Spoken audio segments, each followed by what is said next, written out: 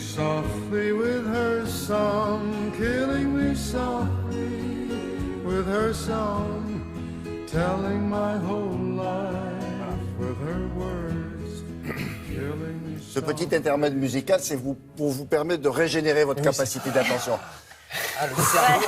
Là, vous avez eu 10 secondes, vous êtes regonflé. On va pouvoir parler de la suite maintenant avec Anissa qui s'intéresse chaque semaine à ce qui se passe sur les chaînes de télévision étrangères. Et là, elle s'est intéressée aux Américains. Ils adorent les films d'horreur. Mais ils aiment que ça ou... Ah non, ils aiment énormément de choses, mais le marché cinématographique donc du film d'horreur aux États-Unis fait un carton. C'est simple en quelques chiffres, c'est entre 400 et 500 millions de dollars de recettes par an.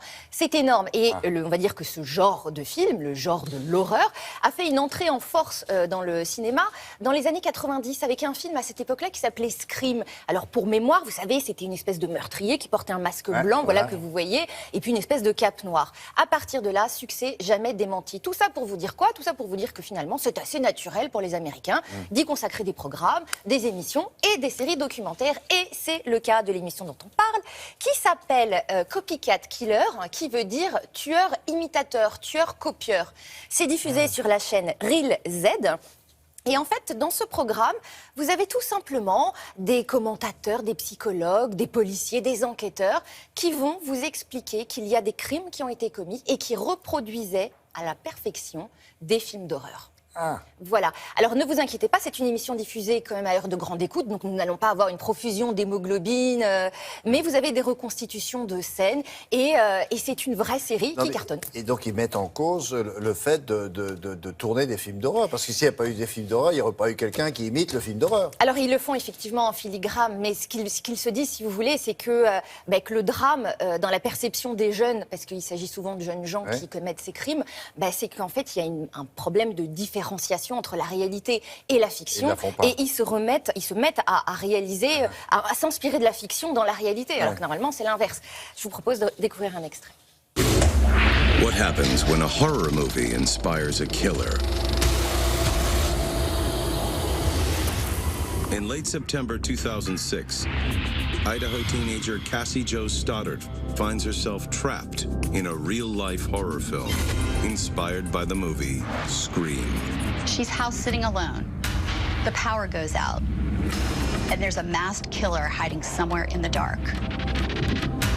She'll be stalked. Who's there? She'll be terrorized.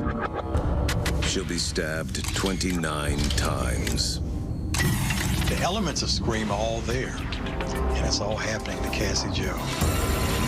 Well, it's startling. You have a copycat crime, but you also have these details which really do mirror the film.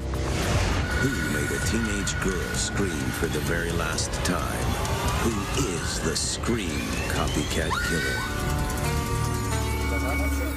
Oui, c'est surfer sur le fait que ça vous fait peur, on le dénonce, mais on s'en sert quand même. Et c'est totalement ça, et vous avez parfaitement résumé, puisqu'il faut savoir qu'aux États-Unis, même les séries d'horreur cartonnent. Chez nous aussi d'ailleurs, on en regarde beaucoup, qui nous viennent d'ailleurs des États-Unis, et on a en France de très gros consommateurs de séries d'horreur, entre guillemets. Donc si vous voulez, évidemment, ils surfent sur la vague et ils font recette avec ce type de programme.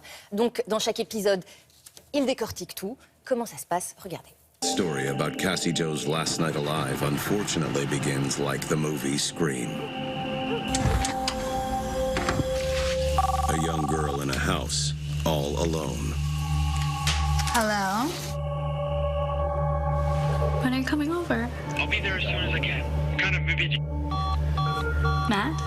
Just like Scream, one of the quintessential movies about a girl being terrorized in the dark.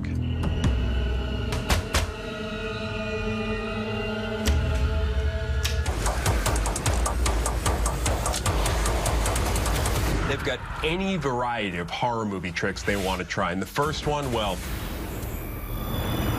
kill the power.